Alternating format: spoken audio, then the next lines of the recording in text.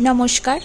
আনন্দবাজার পত্রিকার পাতা থেকে বাছাই করা এই মুহূর্তের সমস্ত তাজা খবর নিয়ে আপনাদের সবাইকে হোসলা রেডিও নিউজে স্বাগত জানাই। আজ 26শে জুন 2026-এর সান্ধ্যকালীন নিউজ বুলেটিনে আপনাদের সঙ্গে রয়েছি আমি প্রিয়াঙ্কা গোস্বামী। প্রথমেই চলে আসব আমাদের প্রধান এবং স্থানীয় সংবাদে। তারাতলা গুদাম বিপর্যয়। আজকের সবচেয়ে বড় এবং বেদনাদায়ক খবর কলকাতার তারাতলা থেকে। তারাতলা ট্রান্সপোর্টে ডিপো রোডে ভেঙে পড়া নির্মীয়মান বহুতল গুদামের ধ্বংসস্তূপ থেকে আরও দেহ উদ্ধারের পর মৃতের সংখ্যা বেড়ে দাঁড়িয়েছে 11।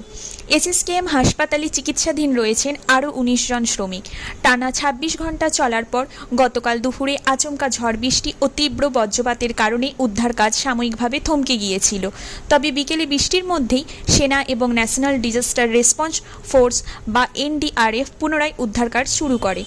ধ্বংসস্তূপের নিচে প্রাণের স্পন্দন খুঁজতে ব্যবহার করা হচ্ছে অত্যাধুনিক গ্রাউন্ড পেন্টিং রেডার এবং অনুসন্ধানী কুকুর। এই ঘটনায় পুলিশ চরম গাফিলতির অভিযোগে ইতিমধ্যেই মূল চক্রী তথা পুরসভার দালাল আব্দুল হামিদ এবং জমির লিজ প্রাপক শম্ভুনাথ বেহেরা সহ মোট 6 জনকে গ্রেপ্তার করেছে। ধৃতদের আগামী 4 জুলাই পর্যন্ত পুলিশ হেফাজতের নির্দেশ দিয়েছে আলিপুর আদালত। মৃতদের পরিবারকে 10 লক্ষ এবং আহতদেরকে 1 লক্ষ টাকা করে ক্ষতিপূরণ ঘোষণা করেছে রাজ্য সরকার। চলে আসবো পরবর্তী নিউজ। নবান্ন রাজ্য রাজনীতি এবং জোড়া বিল। তারাতলা বিপর্যয়কে কেন্দ্র করে নবান্ন এবং বিধানসভায় রাজ্য রাজনীতি এখন ফুটছে। এই গাফিলতিকে সরাসরি খুন বলে আখ্যা দিয়েছেন মুখ্যমন্ত্রী শুভেন্দু অধিকারী। তিনি স্পষ্ট জানিয়েছেন, পূর্বতন সরকারের আমলেই গত 17 জানুয়ারি এই ত্রুটিযুক্ত নকশার অনুমোদন দেওয়া হয়েছিল। এই দুর্নীতির খতিয়ান পেশ করতে প্রতিটি দফতরের শ্বেতপত্র এবং অডিট রিপোর্ট প্রকাশ করার কথা ঘোষণা করেছে রাজ্য সরকার। দুর্নীতি রুখতে কড়া বার্তা দিয়ে কলকাতা সহ আশেপাশের সমস্ত পুরো এলাকায় নতুন নির্মাণ কাজ আগামী 4 সপ্তাহের জন্য সম্পূর্ণ স্থগিত রাখার নির্দেশ দেওয়া হয়েছে। পাশাপাশি রাজ্যে গুন্ডারাজ ও তোলাবাজি চিরতরে বন্ধ করতে যোগী আদিত্যনাথের উত্তরপ্রদেশের ধাঁচে বিধানসভায় জোড়া বিল আনতে চলেছে নতুন সরকার। The West Bengal public safety and control of anti social activities bill 2026 এবং the West Bengal maintenance of public order বিলের মাধ্যমে পুলিশকে প্রতিরোধমূলক আটকের ঢালাও ক্ষমতা দেওয়া হচ্ছে। এই বিলে গুন্ডামির কারণে সম্পত্তি নষ্ট হলে দোষীদের সম্পত্তি বাজেয়াপ্ত করে ক্ষতিপূরণ আদায়ের জন্য একটি ক্লেমস কমিশন গড়ার প্রস্তাবও দেওয়া হয়েছে। চলে আসব পরবর্তী নিউজ, আরজিকর মামলা এবং পাসপোর্ট বিতর্ক। আইনি খবরের দিকে নজর দিলে দেখা যাচ্ছে, আরজিকর কাণ্ডে সিবিআইয়ের বিশেষ তদন্তকারী দল বা সিটের ভূমিকায় চরম অসন্তোষ ও উষ্মা প্রকাশ করেছে কলকাতার হাইকোর্টের বিশেষ বেঞ্চ। বিচারপতি শম্পা সরকার এবং বিচারপতি তীর্থঙ্কর ঘোষের ডিভিশন বেঞ্চ জানিয়েছে, আদালতের নির্দেশ বুঝতে সম্পূর্ণ ব্যর্থ হয়েছে সিবিআই এবং তারা একটি মাস সেফ সময় নষ্ট করেছে। অপরাধস্থল নষ্ট হওয়ার পরেও সিবিআই নতুন কোনো অগ্রগতি দেখাতে না পারায় কোর্ট আগামী 6 আগস্টের মধ্যে প্রথম চার্জশিটের সমস্ত তথ্য পুনরায় পেশ করার নির্দেশ দিয়েছে। অন্যদিকে পাসপোর্ট এবং নাগরিকত্ব নিয়ে দেশের রাজনীতিতে তোলপাড় শুরু হয়েছে। কেন্দ্রীয় সরকারি সূত্রে বৃহস্পতিবার সাফ জানিয়ে দেওয়া হয়েছে যে পাসপোর্ট আসলে কোনো দিনই নাগরিকত্বের প্রমাণ ছিল না এবং শুধুমাত্র বিদেশে যাতায়াতের একটি নথি। 1955 সালের নাগরিকত্ব আইন অনুযায়ী ভারতে নাগরিকত্ব নির্ধারিত হয় কোনো একক নথি দিয়ে নয়। বিরোধীরা অবশ্য ভোটার কার্ড, আধার কার্ডের পর এবার পাসপোর্টকেও নাগরিকত্বের প্রমাণ হিসেবে না মানায় কেন্দ্রের মোদী সরকারের তীব্র সমালোচনা করেছে। চলে আসবো পরবর্তী নিউজে, আবহাওয়া, জনজীবন এবং ব্যবসা সম্পর্কিত।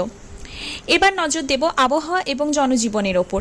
গতকাল দুপুর থেকে কলকাতা সহ গাঙ্গেয় পশ্চিমবঙ্গের একাধিক জেলায় ধেয়ে আসে আকস্মিক মেঘভাঙা বৃষ্টি এবং তীব্র বজ্রপাত। আষাঢ় মাসের চেনা ছবির বাইরে গিয়ে এই তীব্র বজ্রপাতের কারণে ভাঙড়, পশ্চিম মেদিনীপুর এবং ঝাড়গ্রামে বজ্রাঘাতে মোট 3 জন কিশোরের মৃত্যু হয়েছে। মাত্র 1-1.5 ঘন্টার ভারী বৃষ্টিতেই শ্যামবাজার, চিত্তরঞ্জন এভিনিউ এবং সেন্ট্রাল কলকাতার বিস্তীর্ণ অংশ জলের তলায় চলে যায়।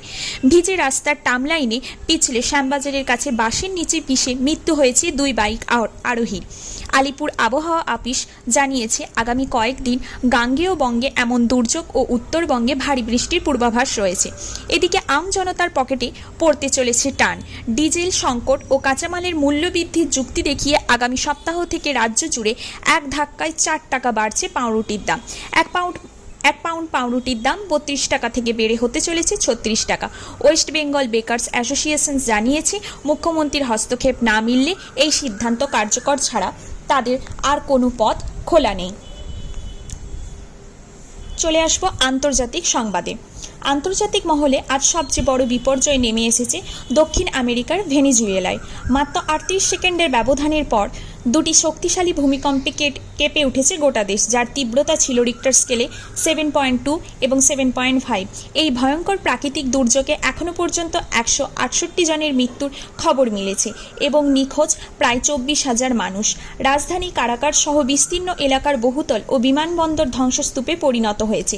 দেশ জুড়ে জারি করা হয়েছে জরুরি অবস্থা ও সুনামি সতর্কতা। অন্য এক আন্তর্জাতিক প্রসঙ্গে জল নিরাপত্তা নিয়ে ভারতের বিরুদ্ধে পুনরায় সামরিক পদক্ষেপের হুঙ্কার দিয়েছে পাকিস্তান। ভারতের জলশক্তি মন্ত্রী সি.আর. পাটিলের একটি বক্তব্যের সূত্রে, যেখানে 2028 সালের মধ্যে সিন্ধু নদের জলপ্রবাহ বন্ধের ইঙ্গিত ছিল, পাকিস্তানের প্রতিরক্ষা মন্ত্রী খাজা আসিফ এক যুদ্ধসদৃশ কর্মকাণ্ড বলে নিন্দা করেছেন। পাকিস্তান আন্তর্জাতিক মঞ্চে সহানুভূতির জন্য সিন্ধু সভ্যতাকে নিজেদের পরিচয় হিসেবে তুলে ধরলেও আন্তর্জাতিক জল আইন অনুযায়ী পারস্পরিক চুক্তির মধ্যে এই বিবাদের নিষ্পত্তি সম্ভব বলে মনে করছেন বিশেষজ্ঞরা। চলে আসবো খেলার খবরে। খেলার দুনিয়ায় মেগা আপডেটের দিকে চলে আসছি। 2026 ফিফা বিশ্বকাপ মায়ামির হার্ড রক স্টেডিয়ামে স্কটল্যান্ডকে 3-0 গোলে উড়িয়ে দিয়ে মাঠ কাঁপালো ব্রাজিল। ম্যাচের আসল হিরো রিয়াল মাদ্রিদ তারকা ভিনিসিয়াস জুনিয়র, যিনি একাই করলেন দুটি চোখ ধাঁধানো গোল। এই জোড়া গোলের সুবাদে টুর্নামেন্টে 4টি করে গোল করে গোল্ডেন বুটের দৌড় কিলিয়ান এমবাপে ও লিওনেল মেসির সঙ্গে সরাসরি চক্করে চলে এলেন তিনি। তবে ব্রাজিল সমর্থকদের জন্য সবচেয়ে বড় আবেগের মুহূর্তটি আসে ম্যাচের 76 মিনিটে। দীর্ঘ 981 দিন পর চোট সরিয়ে ব্রাজিলের ঐতিহ্যবাহী হলুদ জার্সি পরে মাঠে ফিরলেন মহাতারকা নেইমার জুনিয়র। মাত্র 14 মিনিট মাঠে থাকলেও তার উপস্থিতি গ্যালারিতে হলুদ স্রোত বইয়ে দেয়। ম্যাচ শেষে কোচ কার্লো আনচেলত্তি জানান, নেইমার এই বিশ্বকাপে ব্রাজিলকে অনেক দূর নিয়ে যাবেন। 26 জুনের সন্ধ্যার বুলেটিন আজ এখানেই শেষ করছি। রাজ্যের, দেশের এবং বিদেশের সমস্ত খবরের সরাসরি ও প্রতি মুহূর্তের লাইভ আপডেট পেতে চোখ রাখুন আমাদের চ্যানেল এবং ফলো করুন। নমস্কার, শুভরাত্রি, ভালো থাকুন এবং সুস্থ থাকুন।